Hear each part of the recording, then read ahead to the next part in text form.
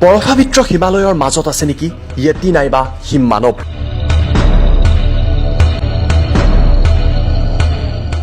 এনেকুৱা বহুত কাহিনী হয়তো আপোনালোকে শুনিছে।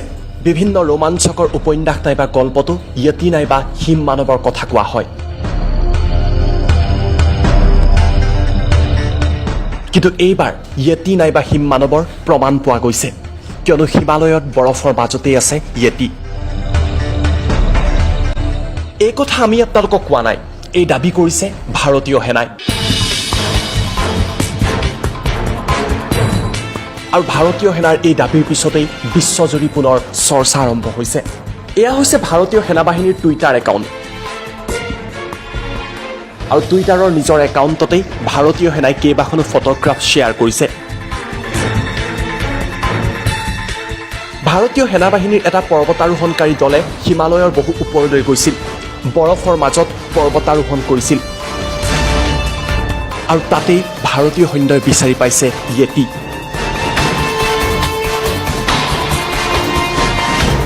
বৰফাবৃত হিমালয়ৰ মাজত কেইটামান পদচিহ্ন। এই ভৰিৰ খোজকেইটা সাধাৰণ নহয়।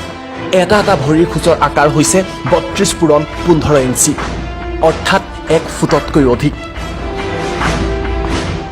ইয়াৰ পিছতে পৰ্বতাৰোহণকাৰী দলকেইটাই ইয়াৰ ফটো সংগ্ৰহ কৰিছে। আৰু টুইটাৰত এই ফটোসমূহ দিয়াৰ পিছতেই বিশ্বজুৰি য়েতিক লৈ পুনৰ চৰ্চা চলিছে।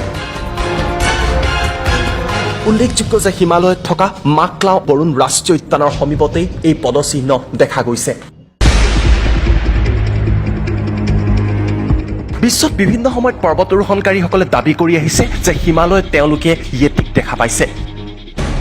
কোনোৱে কেতিয়াবা কেতিয়াবা কেমেৰাটো বন্দী কৰিছে য়েতিৰ দৃশ্য। আন বহুতেই দেখা পাইছে য়েতিৰ পদচিহ্ন। পিছে এতিয়ালৈকে হিমালয়ত য়েতি আছেনে নাই সেই কথা স্পষ্ট হোৱা নাই। একাংশই ক'ব বিচাৰে এয়া মনে সজা কাহিনী। কিন্তু ভাৰতীয় সেনাই এইকেইখন ফটোগ্ৰাফ দিয়াৰ পিছতেই পুনৰবাৰ য়েতিৰ অৱস্থিতিক লৈ প্ৰশ্নৰ সৃষ্টি হৈছে। সঁচাকৈ হিমালয়ত আছে নেকি হিম মানৱ নাইবা য়েতি?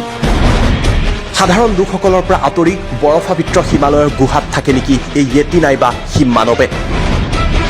হয়তো বৈজ্ঞানিকসকলৰ অনুসন্ধানতেই সকলো প্ৰশ্নৰ উত্তৰ পোৱা যাব।